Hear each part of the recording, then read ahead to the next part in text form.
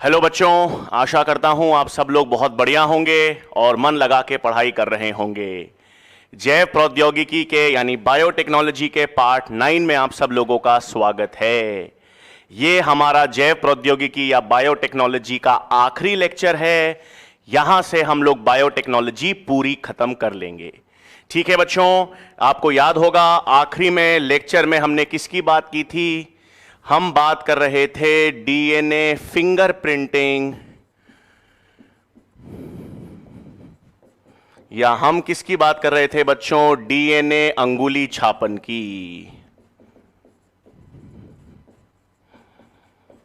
ठीक है, किसकी बात हो रही थी? डीएनए फिंगरप्रिंटिंग या डीएनए अंगुली छापन की हम बात कर रहे थे।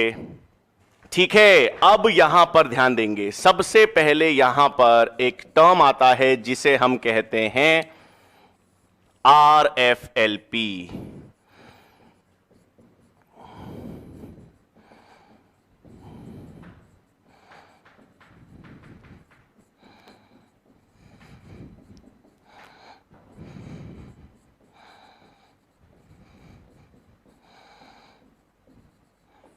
ठीक है बच्चों, हमारे पास एक फुल फॉर्म आता है RFLP।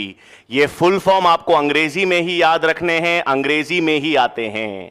ठीक है ना? तो क्या टर्म है भाई? RFLP, जिसे हम कहते हैं रेस्ट्रिक्शन फ्रैगमेंट लेंथ पॉलीमॉर्फिज्म।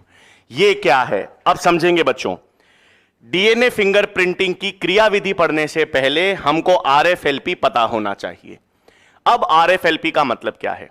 मान लेते हैं बच्चों हमारे पास आपका डीएनए और मेरा डीएनए। ठीक है, आपका डीएनए और मेरा डीएनए, हम दोनों डीएनए में 99.9% समानता है, सही। लेकिन हमारा दोनों का डीएनए 0.1% अलग भी है।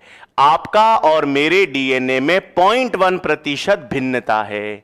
इसका मतलब आपका डीएनए से आपकी पहचान की जा सकती है, मेरे डीएनए से मेरी पहचान की जा सकती है, क्योंकि हम सभी के डीएनए में 0.1% अंतर होता है ना? अब मेरा क्या सवाल है बच्चों, अगर हम आपके और मेरे डीएनए या किसी भी दो अलग अलग व्यक्तियों के डीएनए लें और दो अलग अलग व्यक्तियों के डीएनए को सेम रेस्ट्रिक्शन एंजाइम से काटें। हां सुन लो, अगर मैं दो अलग अलग व्यक्तियों के डीएनए को, आपके और मेरे डीएनए को सेम रेस्ट्रिक्शन एंजाइम से काटूं बच्चों, तो जो डीएनए के खंड उत्पन्न होंगे वो एक जैसे होंगे या अलग अलग होंगे?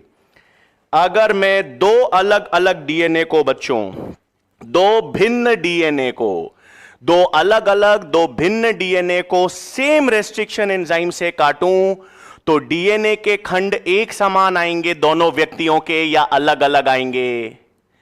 हां, अलग अलग आएंगे, क्योंकि दोनों व्यक्तियों में 0.1% डीएनए अंतर है ना। दो व्यक्तियों का डीएनए 0.1% अलग है, तो रेस्ट्रिक्शन एंजाइम से जो डीएनए खंड बनेंगे वो भी दो व्यक्तियों के अलग अलग होंगे। उसी को क्या कहते हैं? RFLP। उसी को क्या कहेंगे? RFLP। मतलब जब हम दो अलग अलग डीएनए को रेस्ट्रिक्शन एंजाइम से काटेंगे तो दोनों के व्यक्तियों के डीएनए में जो खंड उत्पन्न होंगे वो अलग अलग लेंथ या अलग अलग साइज के होंगे। उसे क्या कहेंगे? RFLP। क्या कहेंगे भाई उसे? RFLP। तो लिख दे यहां पर, रेस्ट्रिक्शन एंजाइम द्वारा उपचारित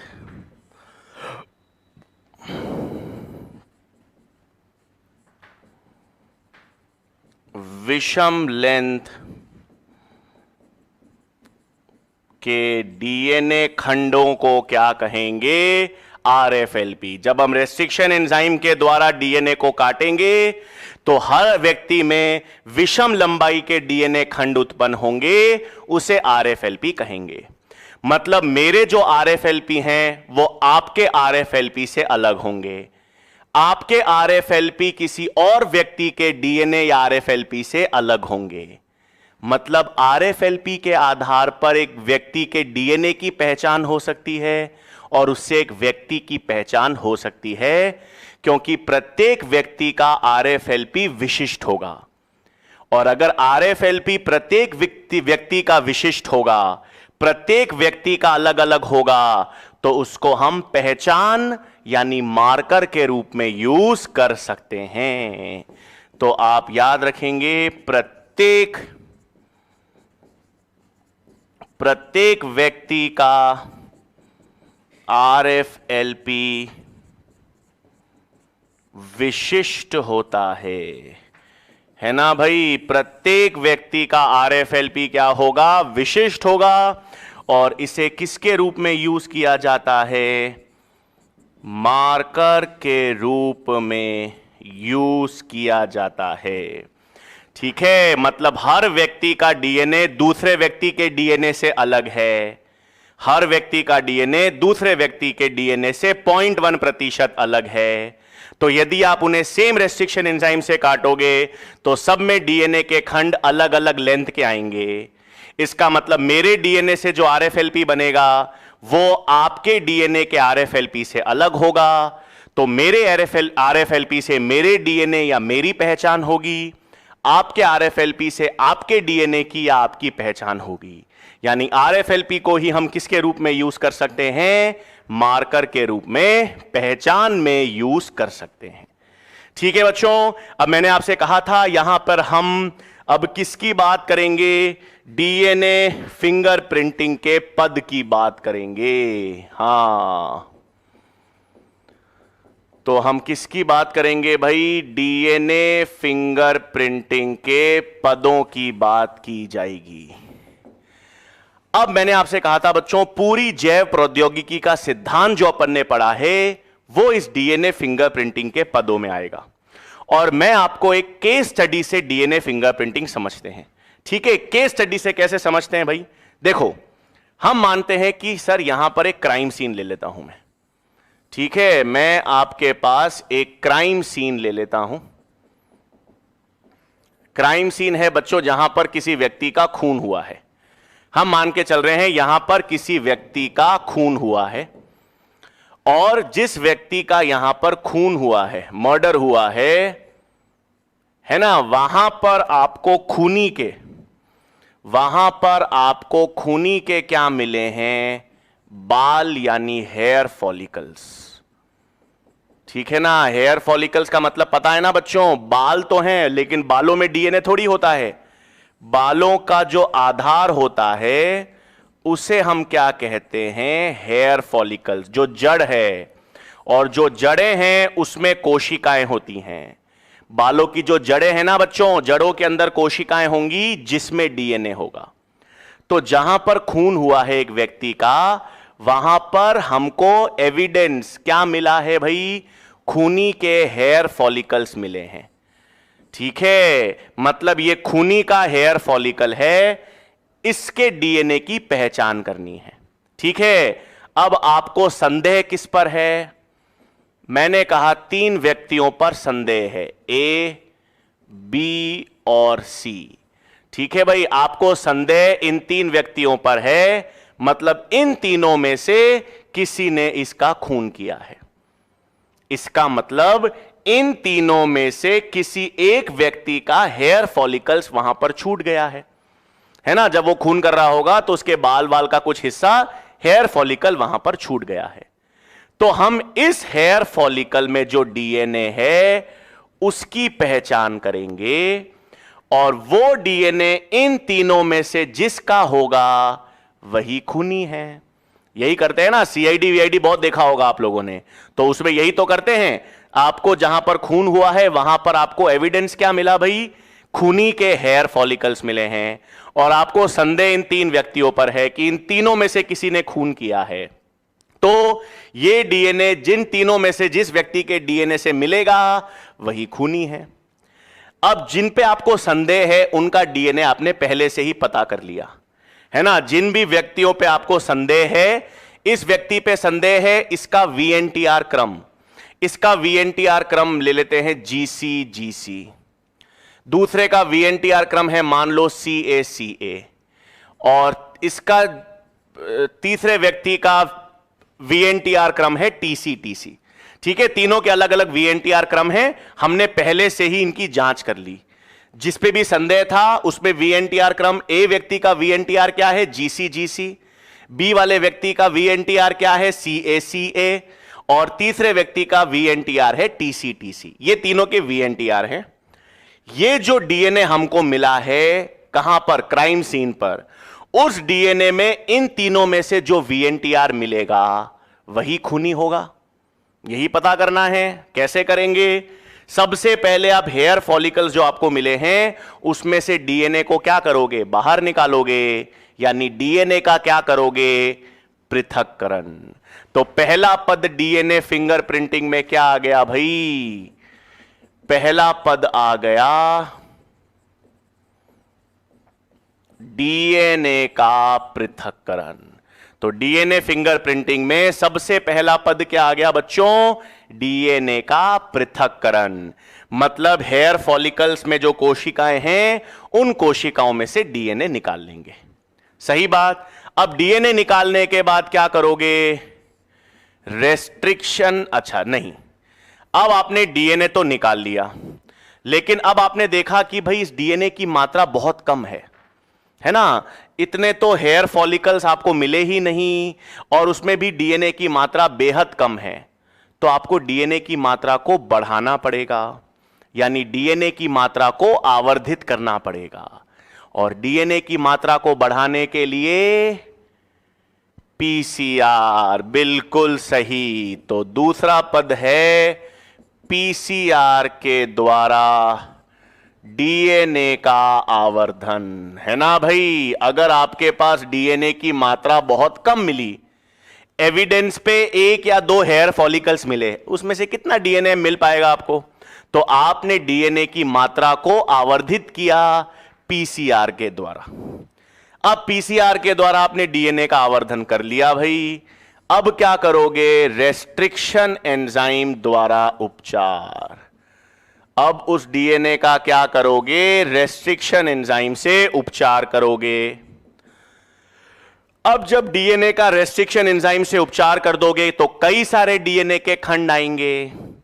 कई सारे डीएनए के खंड आएंगे तो उनको आपको सेपरेट करना पड़ेगा।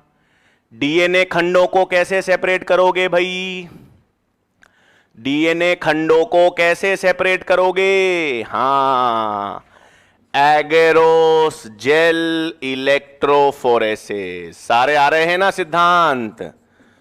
तो एगेरोस जेल इलेक्ट्रोफोरेसिस द्वारा डीएनए को सेपरेट करते हैं, डीएनए खंडों को सेपरेट कर देते हैं। सही बात। ये सारे पद हमने पढ़े हुए हैं। डीएनए को निकाल लिया, पीसीआर के द्वारा उसकी मात्रा बढ़ा दी ताकि आसानी से प्रयोग कर सकें, रेस्ट्रिक्शन एंजाइम्स के द्वारा उपचार कर दिया, और एगेरोस जेल इलेक्ट्रोफोरेसिस से द्वारा उनको सेपरेट कर दिया। सही। अब एक नई तकनीक आएगी। हां, अब नई तकनीक क्या आएगी भाई, सदर्न ब्लॉटिंग। नई तकनीक क्या आएगी, सदर्न ब्लॉटिंग। ये क्या है? पहली चीज तो बच्चों, सदर्न वैज्ञानिक का नाम था, है ना। सदर्न ब्लॉटिंग का मतलब, यहां पर सदर्न का मतलब क्या है बच्चों, यहां पर सदर्न का मतलब वैज्ञानिक की बात हो रही है। ठीक है, तो वैज्ञानिक है सदर्न ब्लॉटिंग। ये क्या तकनीक है भाई? आपने डीएनए को किससे सेपरेट कर दिया, जेल इलेक्ट्रोफोरेसिस। जेल में आपने डीएनए को सेपरेट कर दिया। अब आप डीएनए को विकृतीकृत करोगे। विकृतीकृत क्यों करोगे, एकल रज्जुक में परिवर्तित क्यों करोगे, अभी बताऊंगा। तो आपने डीएनए को एकल रज्जुक में परिवर्तित किया, विकृतीकृत, और उसको जेल से निकालकर एक नायलॉन या नाइट्रोसेल्यूलोज झिल्ली पर ट्रांसफर कर दिया। क्या किया आपने, डीएनए को जेल इलेक्ट्रोफोरेसिस में सेपरेट किया था। अब आपने डीएनए को जेल से निकाला, विकृतीकृत किया, और उसको एक नायलॉन या नाइट्रोसेल्यूलोज झिल्ली पर स्थानांतरित कर दिया। तो सदर्न ब्लॉटिंग में क्या करते हैं हम लोग, डीएनए जिसको आपने क्या कर चुके हैं, विकृतीकृत। अभी हम देखेंगे विकृतीकृत क्यों किया। डीएनए को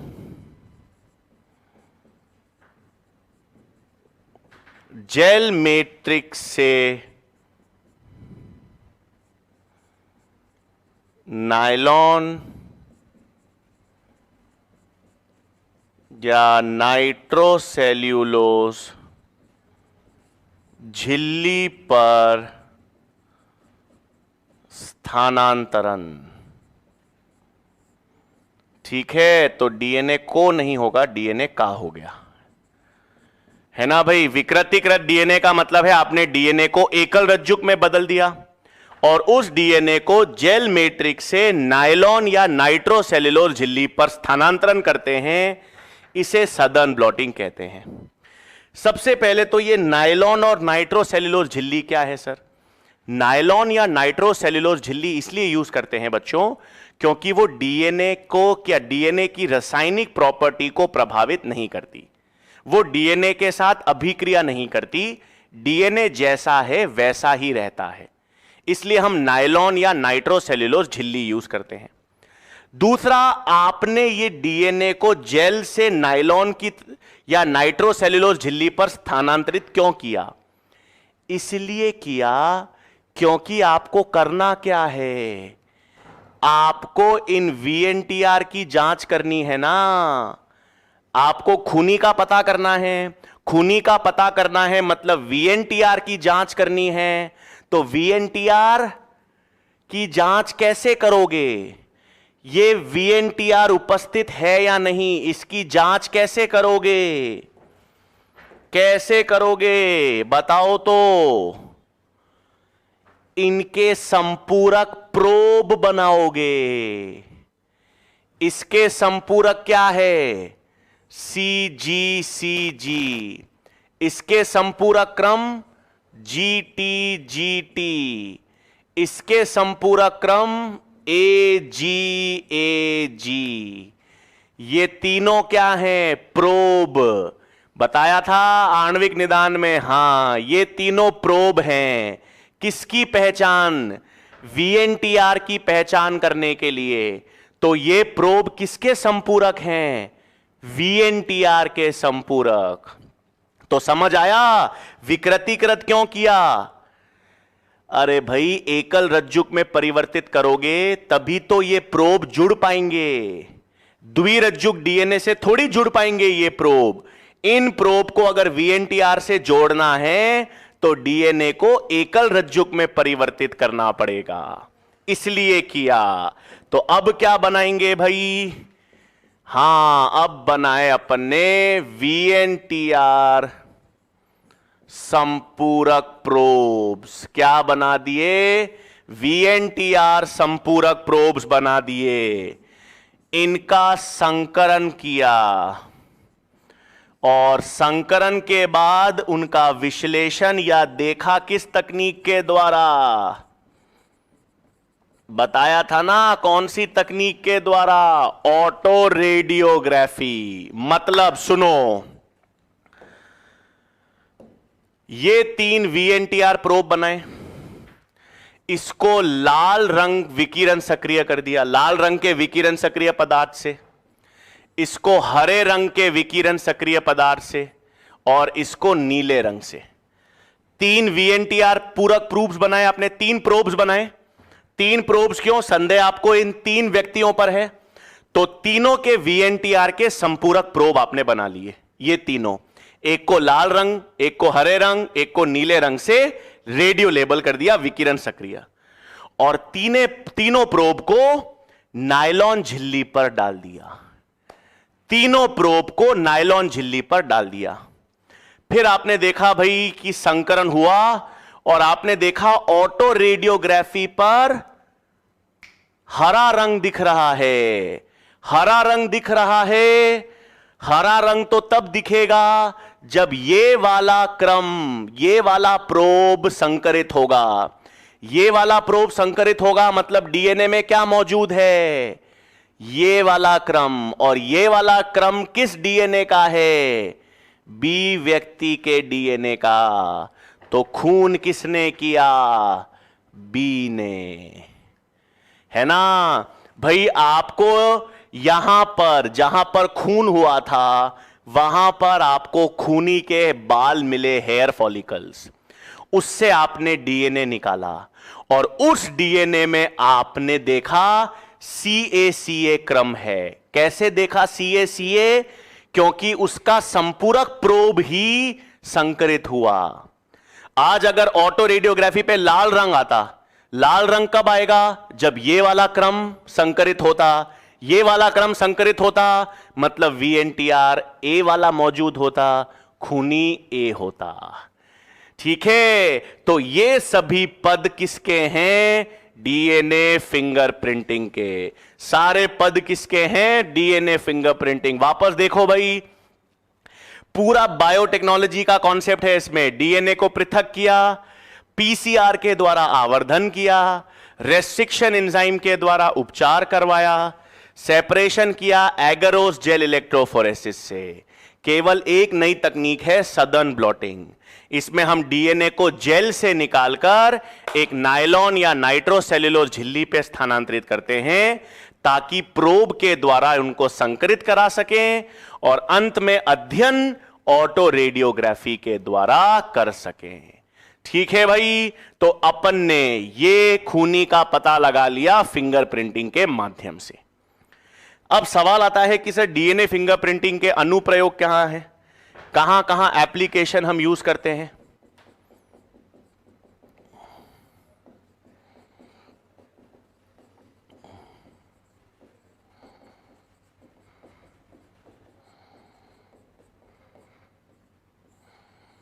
ठीक है, तो डीएनए फिंगरप्रिंटिंग के अनुप्रयोग कहां कहां डीएनए फिंगरप्रिंटिंग का हम यूज करेंगे? सुनो, एक तो अपन ने देख लिया भाई फोरेंसिक्स में। फोरेंसिक्स का मतलब यही भाई, खूनी वूनी क्राइम में, क्रिमिनल्स को पकड़ाने में, क्रिमिनल केसेस में या क्राइम में हम फोरेंसिक्स में डीएनए फिंगरप्रिंटिंग का यूज करते हैं खूनी का पता लगाने में। दूसरा, हां, पैटर्निटी डिस्प्यूट्स में, बच्चों के पिता कौन हैं यह भी पता लगाने में डीएनए फिंगरप्रिंटिंग। पढ़ी है ना न्यूज आपने? बच्चों के पिता का पता करने के लिए भी क्या यूज करते हैं? DNA fingerprinting.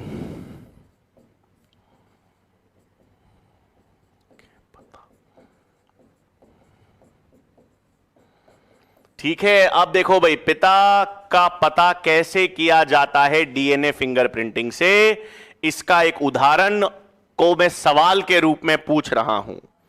ठीक है, कैसे क्वेश्चन आते हैं ध्यान देंगे भाई। एक क्वेश्चन के आधार पर अपन ये सिस्टम देख रहे हैं कि बच्चों का पिता कैसे पता किया जा सकता है डीएनए फिंगरप्रिंटिंग से। ठीक है, एक सेकेंड।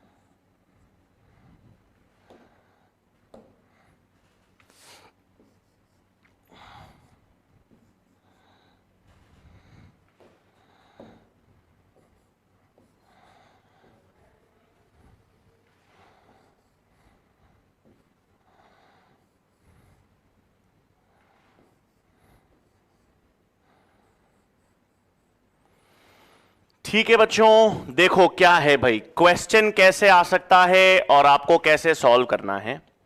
ये आपको एक नायलॉन मेम्ब्रेन दे रखी है, ठीक है, एक नायलॉन मेम्ब्रेन या नाइट्रोसेल्युलोज मेम्ब्रेन है। उसमें आपको बच्चे का चाइल्ड डीएनए, बच्चे का डीएनए दे रखा है। बच्चे के डीएनए के खंड आपको कहां पे मिल रहे हैं? बच्चे के डीएनए के खंड आपको दूसरी लेन में, तीसरी में और पांचवें में। लेन मतलब ये वो क्या कह दो आप, रोड, रास्ता है या पटरी है, कुछ भी कह दो। खैर, तो आपको बच्चे का डीएनए लेन 2 में है, लेन 3 में है, लेन 5 में है। और आपको 3 सैंपल डीएनए है। सैंपल 1 का डीएनए है जो लाल में है, सैंपल 2 का डीएनए है जो लाल में है, सैंपल 3 का डीएनए है जो लाल में है। इस डेटा के बेसिस पर या इन आंकड़ों के आधार पर आपको यह पता लगाना है कि इन तीनों सैंपल में से 1, 2 या 3 में से इस बच्चे का पिता कौन होगा। ठीक है, ये आंकड़े आपको दे रखे हैं। इन आंकड़ों के आधार पर या इस चित्र के आधार पर आपको यह बताना है बच्चों कि ये तीनों सैंपल में से कौन सा सैंपल बच्चे का पिता हो सकता है। तो कैसे अप्रोच करोगे भाई? कोशिश करो, एक बार आप खुद कोशिश करो, फिर हम देखेंगे।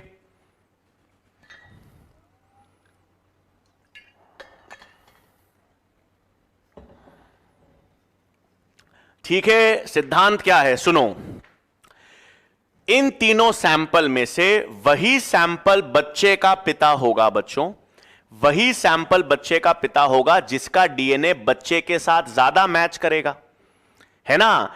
जिस सैंपल का डीएनए बच्चे के डीएनए के साथ ज्यादा मैच करेगा, ज्यादा समानता दर्शाएगा, वही तो पिता होगा। ठीक है, चलो ये लॉजिक पे कैसे अपनाते हैं, इधर देखो। बच्चे का डीएनए किस लाइन में है? लाइन 2 में, लाइन 3 में और लाइन 5 में। यह बच्चे का डीएनए है। सैंपल 1 की बात करें, सैंपल 1 में कौन सा डीएनए बच्चे के डीएनए से मैच कर रहा है? यह वाला डीएनए बच्चे के डीएनए से मैच नहीं कर रहा।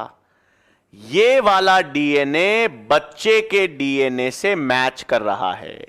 यह बच्चे का डीएनए है ना भाई, तो ये वाला डीएनए सैंपल 1 का मैच कर रहा है, बाकी दोनों नहीं कर रहे। ये वाला डीएनए बच्चे के डीएनए से मैच कर रहा है, बाकी नहीं कर रहा।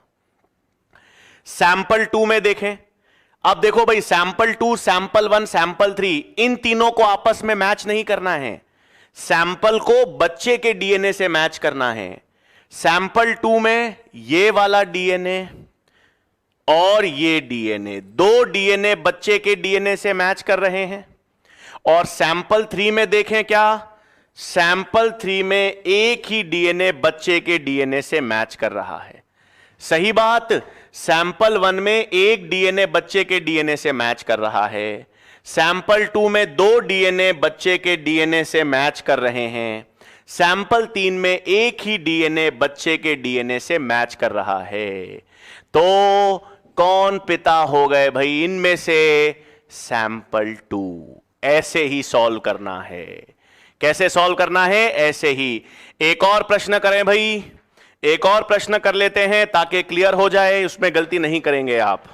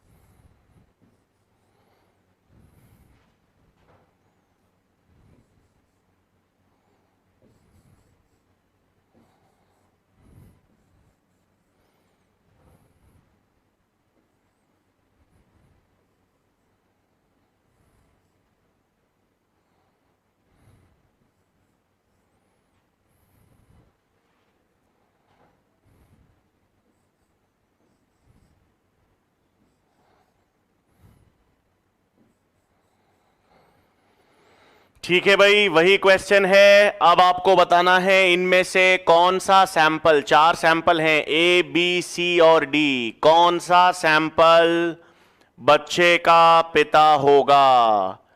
ठीक है, कॉन्सेप्ट वही जिसमें सबसे ज्यादा मैचिंग होगी। बच्चे का डीएनए किस में है, 2 में, 4 में और 6 में। सैंपल 1 में कितना डीएनए मैच कर रहा है, 1। सैंपल 1 का या सैंपल ए का एक ही डीएनए बच्चे के डीएनए से मैच कर रहा है। सैंपल बी में कोई भी मैच नहीं कर रहा। सैंपल बी में कोई भी डीएनए बच्चे के डीएनए से मैच नहीं कर रहा। सैंपल सी में 1 2 3 डीएनए बच्चे के डीएनए से मैच कर रहे हैं।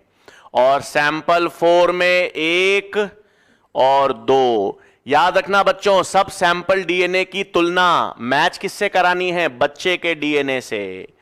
तो सैंपल डी का 2 डीएनए मैच कर रहा है। सबसे ज्यादा मैचिंग किसमें है, किसमें है, सैंपल सी। तो आंसर क्या हो गया, सैंपल सी। ठीक है ना भाई, कर लगते हो क्वेश्चन अब तो अगर पिता पता करना हो बच्चे के, तो जिस डीएनए का सबसे ज्यादा मैचिंग होगी वो ही पॉसिबल फादर होंगे। ठीक है बच्चों, क्लियर है चीज। चलो अब ध्यान देंगे।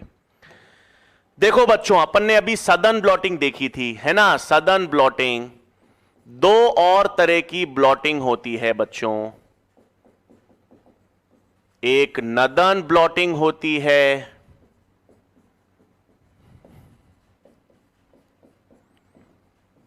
और एक वेस्टर्न ब्लॉटिंग होती है। ठीक है, हमने कौन सी ब्लॉटिंग देखी भाई, सदर्न ब्लॉटिंग। सदर्न ब्लॉटिंग जो थी उसमें हमने डीएनए को जेल से निकालकर नायलॉन मेम्ब्रेन पे ट्रांसफर किया, है ना। सदर्न ब्लॉटिंग में क्या किया भाई, जेल से डीएनए को निकाला, डीएनए को जेल से निकालकर नायलॉन या नाइट्रोसेल्युलोज झिल्ली पर स्थानांतरित किया। यदि यह सेम टेक्निक आरएनए के लिए की जाए, मतलब आरएनए को आप जेल इलेक्ट्रोफोरेसिस से सेपरेट करो और उसके बाद आरएनए को जेल से निकालकर नायलॉन या नाइट्रोसेल्युलोज झिल्ली पे स्थानांतरित करो। अगर सेम तकनीक आरएनए के लिए की जाए तो उसे क्या कहेंगे, नदर्न ब्लॉटिंग। और यदि वो सेम तकनीक, यदि ये सेम तकनीक प्रोटीन्स के लिए की जाए, यदि यह सेम तकनीक प्रोटीन्स के लिए की जाए तो उसे क्या कहेंगे, वेस्टर्न ब्लॉटिंग। प्रोटीन को आप इलेक्ट्रोफोरेसिस पे सेपरेट करो और फिर प्रोटीन्स को जेल से निकालकर नायलॉन या नाइट्रोसेल्युलोज मेम्ब्रेन पे ट्रांसफर करो, तो प्रोटीन को अगर ये तकनीक की जाए तो वेस्टर्न ब्लॉटिंग, आरएनए के लिए ये तकनीक की जाए तो नदर्न ब्लॉटिंग, और डीएनए के लिए की जाती थी तो उसे सदर्न ब्लॉटिंग कहते हैं। ठीक है भाई, क्लियर है चीज। चलो अब यहां पर एक और टर्म आपको पता होना चाहिए, वो क्या है, RAPD।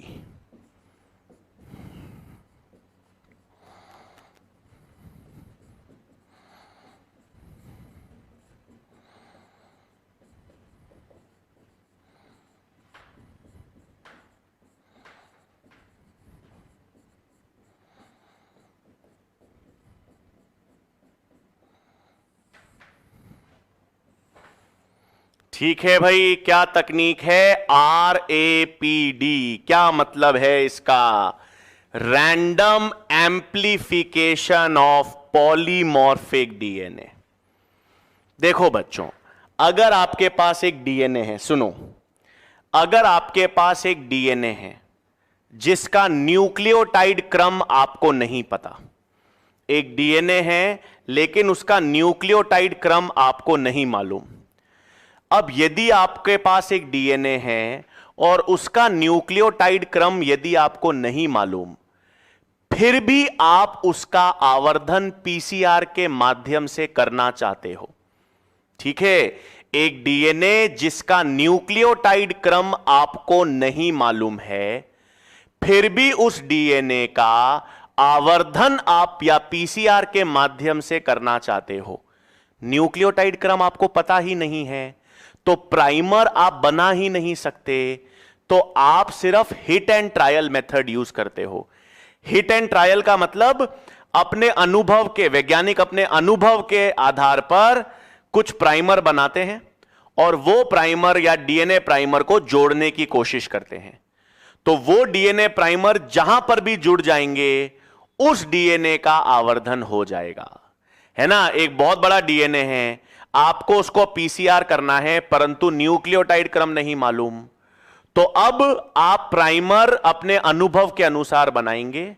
वो डीएनए के प्राइमर जिस भी क्षेत्र में जुड़ते हैं, अगर नहीं जुड़ते तो आवर्धन नहीं हो सकता, लेकिन अगर जहां कहीं भी जुड़ेंगे, जहां पर उनको संपूरक क्रम मिलेगा वहां पे जुड़ेंगे, तो उस डीएनए का आवर्धन हो जाएगा। मतलब यादृच्छिक रूप से होगा, आप विशिष्ट जगह पर आवर्धन नहीं कर सकते, विशिष्ट डीएनए के क्रम का आवर्धन नहीं कर सकते, क्योंकि आपको न्यूक्लियोटाइड क्रम नहीं मालूम है। तो उसका पीसीआर की तकनीक को क्या कहते हैं बच्चों?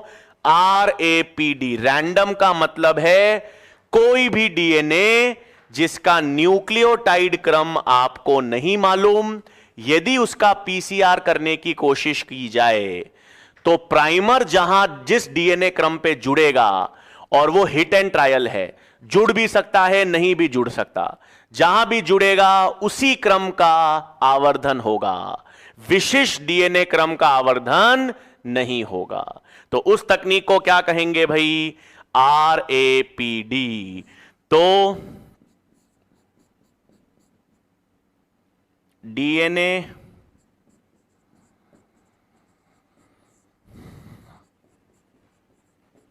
जिनका न्यूक्लियोटाइड क्रम ज्ञात नहीं, उनका पीसीआर। तो डीएनए जिनका न्यूक्लियोटाइड क्रम ज्ञात नहीं होता बच्चों, उनके पीसीआर करने के तरीके को या उनके पीसीआर की विधि को क्या कहते हैं? RAPD, random amplification of polymorphic DNA. ठीक है भाई। तो जिन डीएनए का न्यूक्लियोटाइड क्रम नहीं मालूम, न्यूक्लियोटाइड क्रम मालूम ही नहीं है, तो अनुभव के आधार पर कोई प्राइमर आप बनाओ, वो प्राइमर जहां जुड़ जाएगा उस डीएनए का आवर्धन हो जाएगा वहां से। ठीक है भाई। चलो अब यहां पर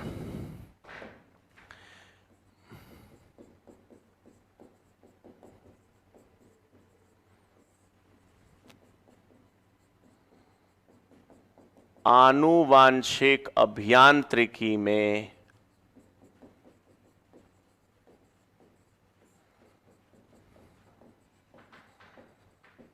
प्रयुक्त एंजाइम्स। ठीक है, किसकी बात करेंगे?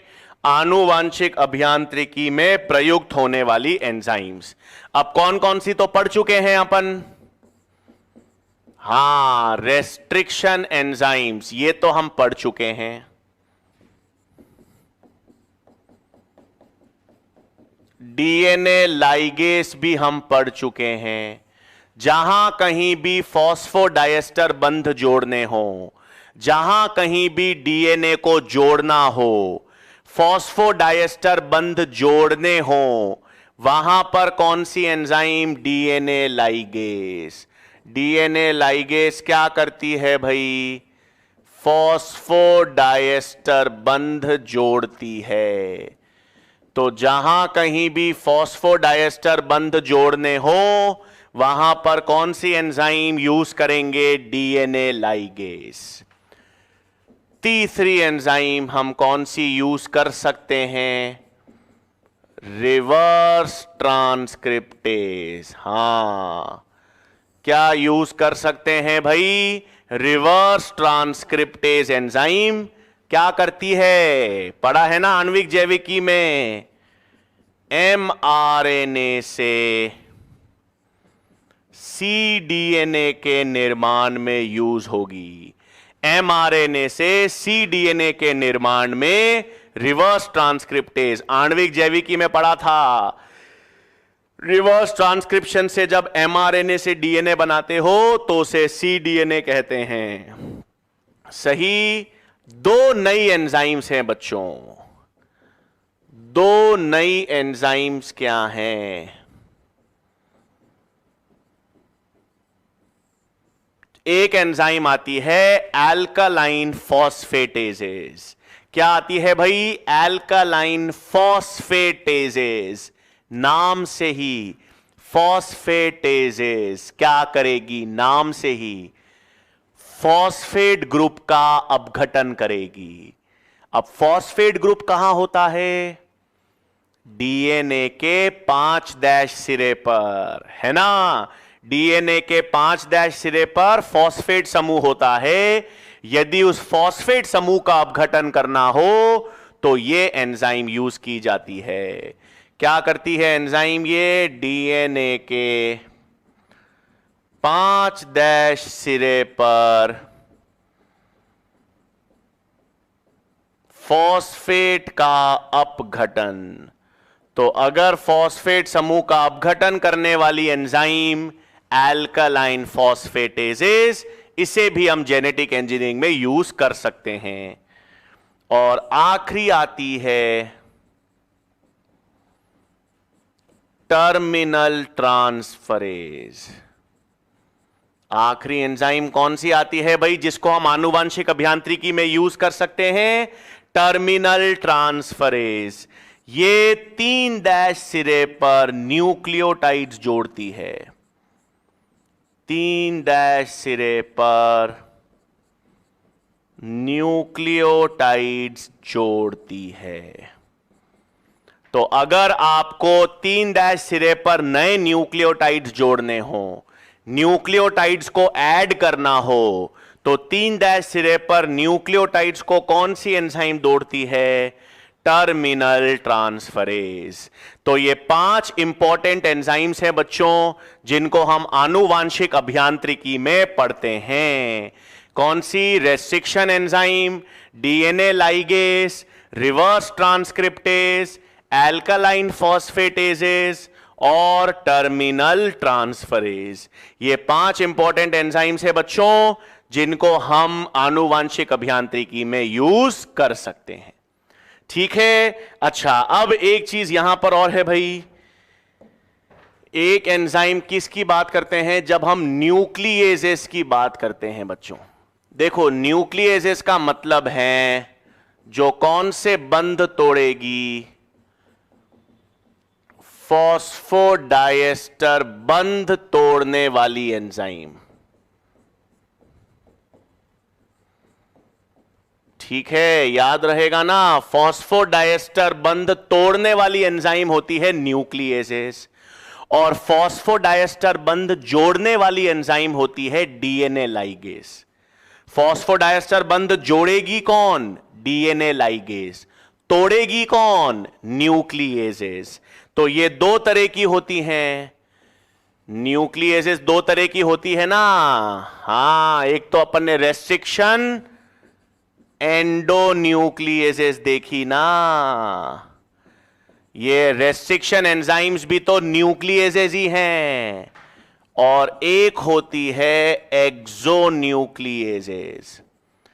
तो आप आसानी से सोच सकते हो ये बच्चों न्यूक्लिएजेस हैं। न्यूक्लिएजेस का मतलब है ये फॉस्फोडाइएस्टर बंध यानी शुगर फॉस्फेट बंध तोड़ेंगी। कौन से बंध तोड़ेंगी? शुगर फॉस्फेट या फॉस्फोडाइएस्टर बंध तोड़ेगी ना। तो एंडो और एक्सो का मतलब क्या है? ये न्यूक्लियोटाइड के क्रम के बीच में से तोड़ेगी, अंदर से डीएनए के क्रमों के भीतर से फॉस्फोडाइएस्टर बॉन्ड तोड़ेगी। और एक्सो का मतलब ये न्यूक्लियोटाइड के सिरे पर, डीएनए का 5' सिरा हो या 3' सिरा हो, उस पर तोड़ेगी। तो डीएनए को 5' अथवा 3' सिरे से काटती है। ठीक है ना, डीएनए का 5 डैश सिरा हो या 3 डैश सिरा हो, वहां पर कौन काटेगी? एक्सोन्यूक्लियेजेस। और एंडो का मतलब डीएनए को भीतर से काटती है ना। तो डीएनए को जो भीतर से, रेस्ट्रिक्शन एंजाइम्स पढ़ा था अपन ने, एंडोन्यू रेस्ट्रिक्शन एंजाइम्स, वो पैलिंड्रोमिक क्रम के मध्य में काटती है। पैलिंड्रोमिक क्रम के सिरे पर काट रही थी या अंदर से काट रही थी? जी और ए, अंदर से काट रही थी एंडोन्यूक्लियेजेस। और अगर सिरे पर काटे, 5 डैश सिरे पर या 3 डैश सिरे पर काटे, तो वो कौन सी होंगी? एक्सोन्यूक्लियेजेस। ठीक है तो न्यूक्लियेजेस। न्यूक्लियेजेस का मतलब जो फॉस्फोडाइएस्टर बंध काटेंगी। तो फर्क क्या है? फॉस्फोडाइएस्टर बंध तो काटेंगी, लेकिन फॉस्फोडाइएस्टर बंध काटने का मतलब है कि अगर वो डीएनए के मध्य से, न्यूक्लियोटाइड क्रम के मध्य से फॉस्फोडाइएस्टर बंध काटती है तो एंडोन्यूक्लियेजेस। और अगर वो 5 डैश या 3 डैश सिरे पर काटती है, 5 डैश 3 डैश सिरे पर काटती है, कोने से काटती है मतलब, तो वो क्या है? एक्सोन्यूक्लियेजेस।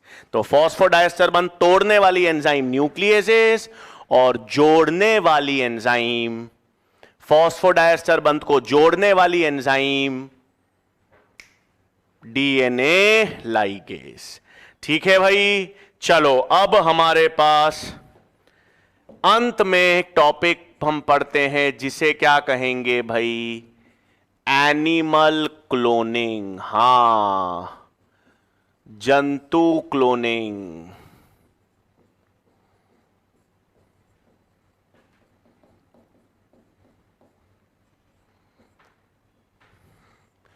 ठीक है भाई, किसकी बात होगी? Animal cloning. आप सबको मालूम होगा पहला एनिमल जो जिसे क्लोन किया गया था वो कौन सी थी? डॉली शीप। याद है ना, नाम सुना होगा आपने डॉली शीप का। तो पहली एनिमल क्लोनिंग, पहला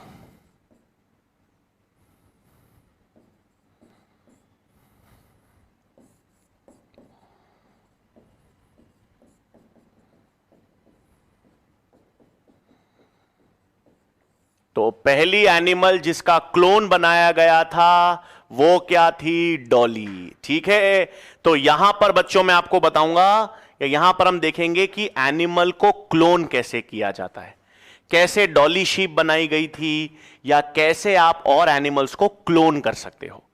क्लोन का मतलब पता है ना बच्चों? एग्जैक्ट कॉपी बनाना, वैसी की वैसी कॉपी बनाना जिसमें डीएनए या आनुवांशिक रूप से कोई अंतर ना हो, है ना। क्लोन का मतलब है जिसका डीएनए 100% एक जैसा हो। ठीक है, कैसे बनाते हैं सुनो। डॉली कैसे बनाई गई भाई? डॉली में क्या किया गया? कायिक कोशिका। ठीक है, भेड़ जिसका क्लोन बनाना है, सुनो।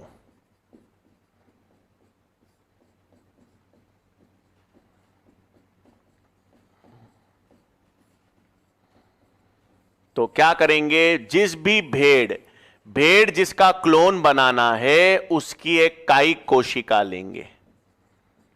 क्या लेंगे भाई? उसकी कायिक कोशिका। डॉली के केस में क्या ली गई बच्चों? अडर कोशिकाएं ली गई। अडर कोशिकाएं क्या होती हैं? उनकी स्तन ग्रंथियों की कोशिका।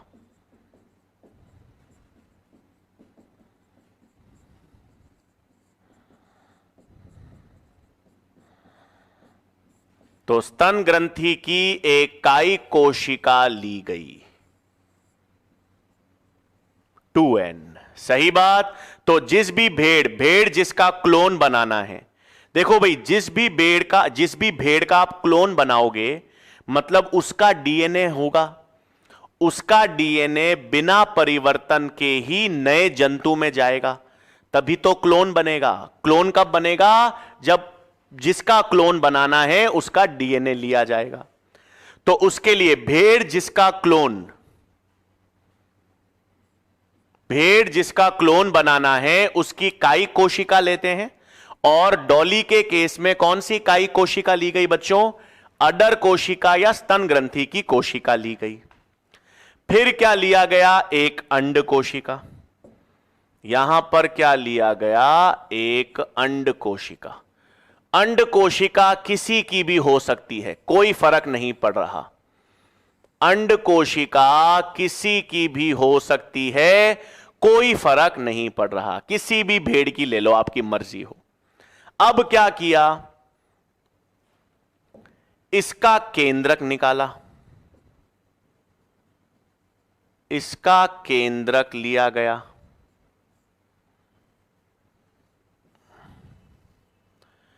इस अंड कोशिका का केंद्रक हटा दिया गया।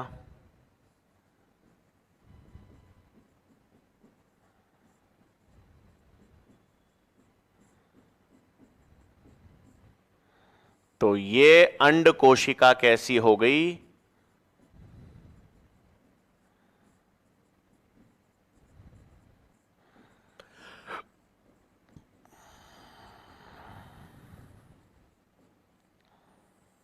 केंद्रक रहित अंड कोशिका।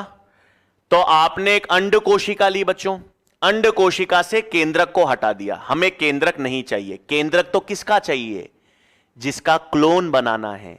तो जिसका क्लोन बनाना है उस कोशिका का केंद्रक काम आएगा।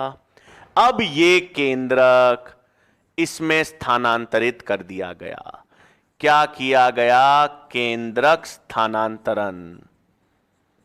केंद्रक स्थानांतरण किसमें किया गया? अंड कोशिका में। तो अब क्या बन गई? ये अंड कोशिका जिसके अंदर केंद्रक ये 2n है ना। अंड कोशिका ली, अंड कोशिका का तो केंद्रक हटा दिया, उसका केंद्रक नहीं चाहिए, उसका केंद्रक हटा दिया और वो केंद्रक रहित अंड कोशिका हो गई। इसमें अब केवल कोशिका द्रव्य रह गया। अब जिसका क्लोन आपको बनाना है, जिस जानवर या भेड़ का क्लोन बनाना है, उसका डीएनए चाहिए। उसका डीएनए कहां मिलेगा? केंद्रक में। तो उसका कोशिका से केंद्रक निकाला और वो केंद्रक इस अंड कोशिका में स्थानांतरित कर दिया। बन गया ये कंडीशन। अब इसको क्या कर दिया? किराए की माता यानी सरोगेट भेड़ में स्थानांतरित कर दिया। ये एक तरीके से भ्रूण के रूप में ही काम करेगा ना, युग्मनज या भ्रूण। अब ये सरोगेट भेड़ में आपने डाल दिया, एक किराए की भेड़ में डाल दिया, उसमें अंतरोपण होगा, उसमें भ्रूण का विकास होगा और जो नया जानवर या भेड़ बनेगी, जो नई भेड़ बनी डॉली, वो किसकी क्लोन थी?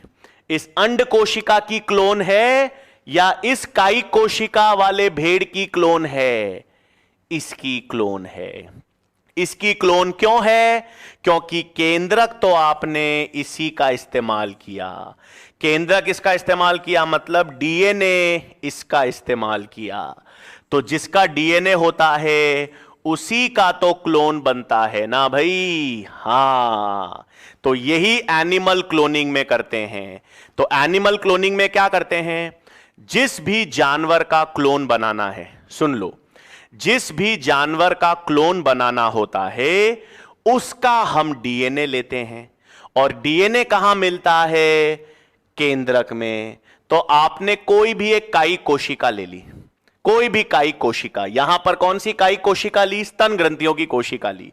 आप कोई भी सामान्य कायिक कोशिका ले लो, उस कायिक कोशिका से केंद्रक निकाल लो, क्योंकि उसमें आपको डीएनए मिलेगा जिसका क्लोन बनाना है। और एक अंड कोशिका। अंड कोशिका क्यों चाहिए भाई? अंतरोपण तो अंड कोशिका में ही होगा। जो कोशिका द्रव्य है युग्मनज में या भ्रूण में, वो कोशिका द्रव्य हमने पढ़ा है आनुवांशिकी में, अंड कोशिका से ही आता है। तो कोशिका द्रव्य का योगदान तो अंड कोशिका ही देता है।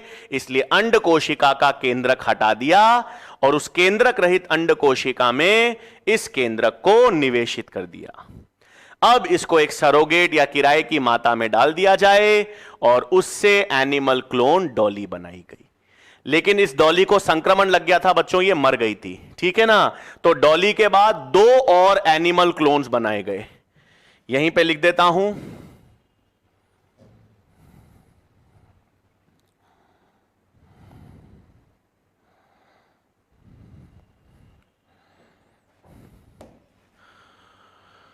यहां पर डॉली के बाद बच्चों दो मादा, पॉली एंड मॉली, ये दो मादा भेड़ एनिमल क्लोनिंग से बनाई गई। दो मादा भेड़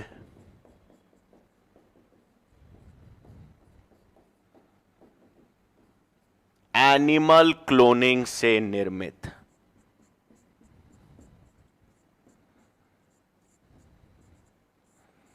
ठीक है भाई, तो दो मादा भेड़ जो एनिमल क्लोनिंग से निर्मित हैं। डॉली तो मर गई थी, डॉली को संक्रमण लग गया था और वो मर गई थी।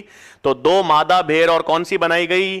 पॉली और मॉली। बट एनिमल क्लोनिंग का कॉन्सेप्ट पता चल गया। एनिमल क्लोनिंग में एक तो अंड कोशिका लेते हैं। अंड कोशिका इसलिए लेते हैं क्योंकि उसका कोशिका द्रव्य ही भ्रूण में जाता है। तो अंड कोशिका से आपने केंद्रक हटा दिया, केवल उस अंड कोशिका का कोशिका द्रव्य आपने यूज करना है। फिर जिस एनिमल या जिस जंतु का क्लोन बनाना है उसकी कोई भी कायिक कोशिका लो, कायिक कोशिका से केंद्रक निकाल लो क्योंकि डीएनए उसी में है, और उस केंद्रक को इस अंड कोशिका में निवेशित कर दो। तो एक तरीके से ये युग्मनज बन गया। इस युग्मनज को आप फैलोपियन नलिका में डाल दो, वहां पर विकास चालू होगा, वही जनन की प्रक्रिया, फिर अंतरोपण होगा गर्भाशय में, फिर पूरे विकास होगा, और जो नया जंतु बनेगा वो किसका क्लोन होगा? जिसकी कायिक कोशिका का केंद्रक आपने यूज किया था। ठीक है बच्चों, तो ये किसका प्रिंसिपल है? एनिमल क्लोनिंग का। ठीक है, इस तरह से हमने बायोटेक्नोलॉजी या जैव प्रौद्योगिकी पूरी खत्म कर ली भाई। देखो बच्चों, जैव प्रौद्योगिकी या बायोटेक्नोलॉजी जो है वो 12th की एनसीईआरटी में था। 12th के एनसीईआरटी में जैव प्रौद्योगिकी के 2 चैप्टर हैं। ठीक है, एक पूरा यूनिट है जिसमें 2 चैप्टर थे। कौन से? एक तो जैव प्रौद्योगिकी का सिद्धांत, प्रिंसिपल, और जैव प्रौद्योगिकी के अनुप्रयोग या जिसे हम कहते हैं एप्लीकेशंस। ठीक है, पहले अपन ने सिद्धांत देखा था। सिद्धांत में अपन ने रेस्ट्रिक्शन एंजाइम्स, क्लोनिंग वाहक, पुनर्योजक डीएनए, जीन स्थानांतरण, पीसीआर और पुनर्योजक प्रोटीन्स का निर्माण, यह सारा अपन ने सिद्धांत में देखा।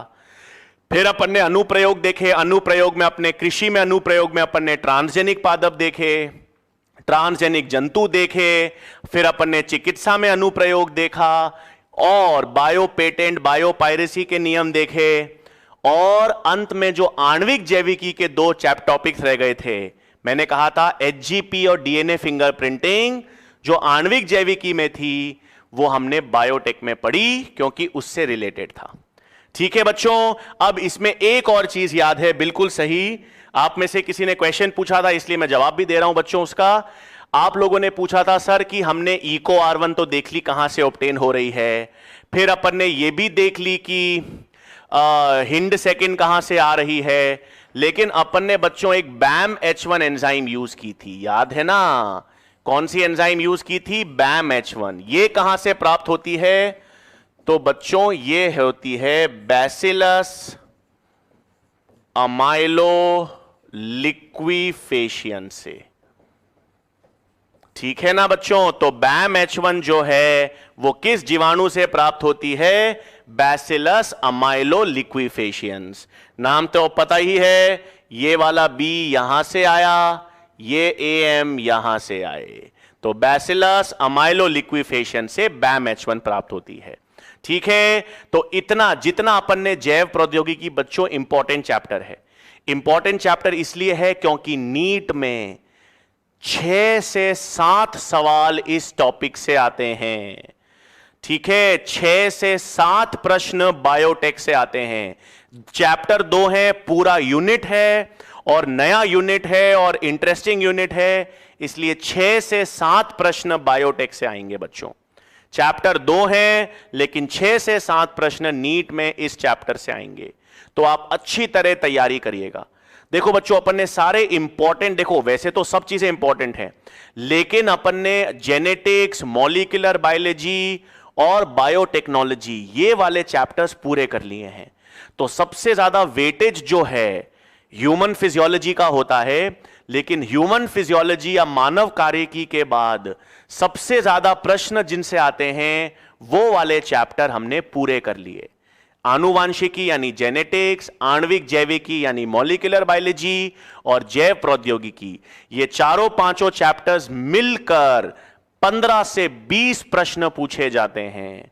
तो 15 से 20 प्रश्न 90 में से इन्हीं चैप्टर से आते हैं, इसलिए आप अच्छी तरह तैयारी कीजिएगा।